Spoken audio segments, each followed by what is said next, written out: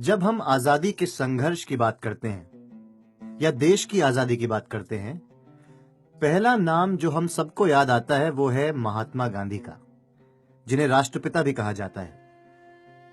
भारत की आजादी की लड़ाई एक ऐसी घटना थी जो लंबे अरसे तक चली थी, जिसमें कई जाने माने नेताओं ने योगदान दिया था, जैसे कि सुभाष चंद्र बोस, लाल बहादुर शास्त्री, बाल गंगाधर तिलक, लाला लाजपत राय, बिपिन चंद्र पाल, रविंद्रनाथ टैगोर, भगत सिंह आदि। इन सभी नेताओं में वो B.R. अम्बेडकर थे, जिन्हें बाबा साहेब भी कहा जाता है।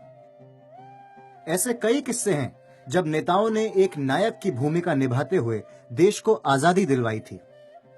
इनमें से कई कहानियां या तो बहुत कम प्रसिद्ध हैं या लोग उनसे अवगत ही नहीं हैं। इसलिए ये नाइंसाफी होगी अगर हम किसी एक के गौरव का बखान करें और एक को भूल जाएं। जिस समय हमारा समाज जातिवाद के सख्त नियमों से कसा हुआ था, B.R. अम्बेडकर ने अपने संप्रदाय के लिए आवाज उठाई, जिन्हें अछूत कहा जाता था। एक निम्न वर्गीय परिवार में जन्म लेने वाले B.R. अम्बेडकर ने पहले अपनी शिक्षा से सभी स्तरों को नापा और फिर आजादी की लड़ाई से जुड़ गए।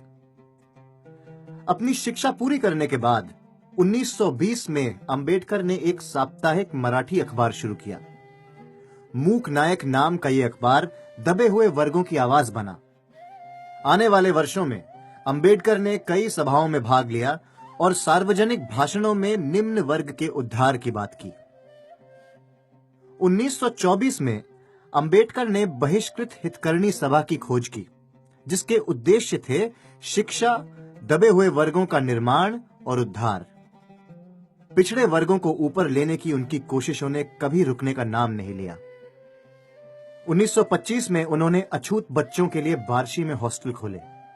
अम्बेडकर ने अछूतों को चफदर टैंक को छूने की अनुमति दिलाने के लिए लड़ाई लड़ी और सन 1927 में महाड़ में सत्याग्रह की शुरुआत की। उन्हें इसलिए भी याद किया जाता है क्योंकि 1927 में उन्होंने समाज समता संघ की स्थापना की थी। एक और महत्वपूर्ण अवसर था जो 1927 में हुआ, जब B.R. अम्बेडकर ने सार्वजनिक रूप से मनु के उपदेशों, हिंदू सूत्र मनुस्मृति की निंदा की। उन्होंने कहा कि पारंपरिक पुस्तक जातिवाद और अछूत जैसी सामाजिक कुरीतियों को बढ़ावा देती है। इसलिए उन्होंने उस प्राचीन पुस्तक को जला दिया और 25 दिसंबर 1927 में उन्होंने अपने अनुयायियों को भी मनुस्मृति जलाने के लिए सहयोग दिया। तभी से 25 दिसंबर वार्षिक स्तर पर दलितों और अम्बेडकर के अनुयायियों द्वारा मनुस्मृति दहन दिन के तौर पर मनाया जाता है। मोंटाग चेम्सफोर्ड सुधार को शुरू करने के बाद 1928 में ब्रिटिश सरकार ने भारत के सांविधानिक सुधार की देखरेख के लिए साइमन कमीशन को भारत भेजा। भारतीय कानून कमेटी के साक्ष्य के लिए अम्बेडकर ने कदम बढ़ाया और बॉम्बे प्रेसिडेंसी कमेटी आयोग के सदस्य बन गए। 1930 में नासिक में कलाराम मंदिर में अछूतों का प्रवेश मान्य कराने के लिए अम्बेडकर ने एक सत्याग्रह की शुरुआत की।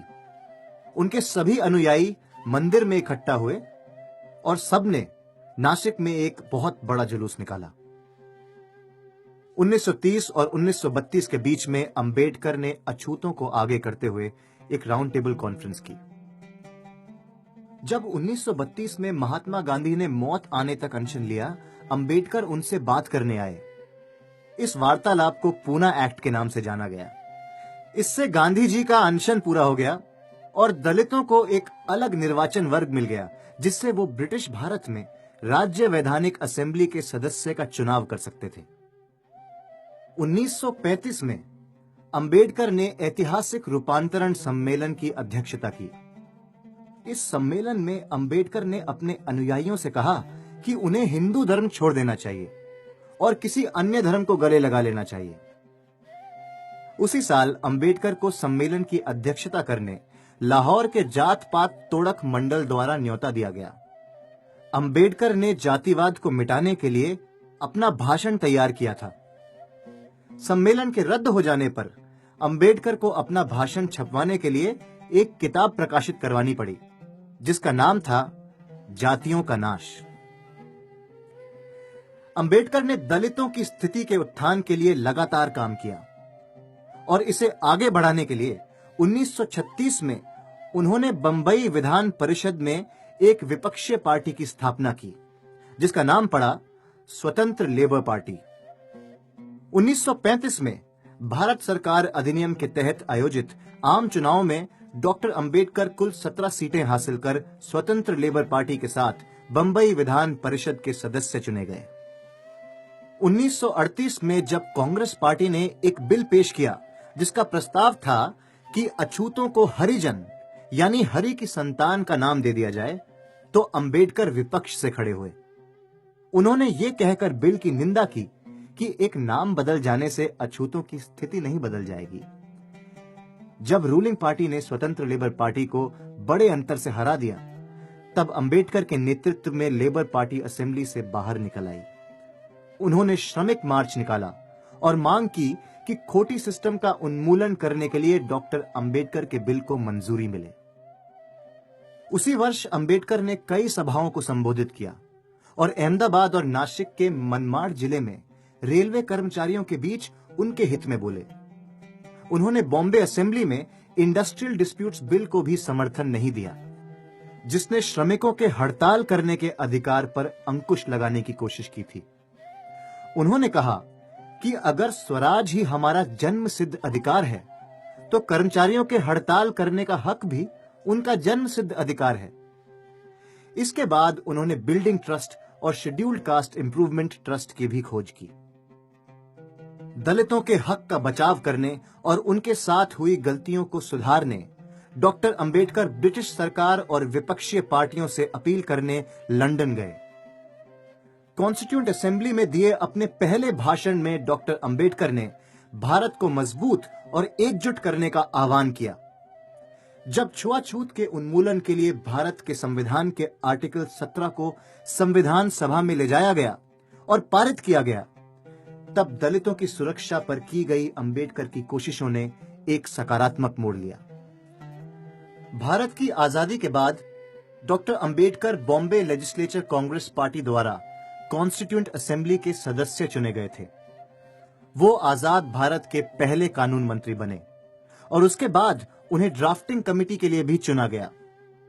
29 अगस्त 1947 में उन्हें उस कमेटी का अध्यक्ष भी चुन लिया गया। अक्टूबर 1948 में उन्होंने कॉन्स्टिट्यूएंट असेंबली में संविधान का पहला ड्राफ्ट आगे रखा। कॉन्स्टिट्यूएंट असेंबली ने छुआछूत का उन्मूलन करने के लिए आर्टिकल 17 को चुना।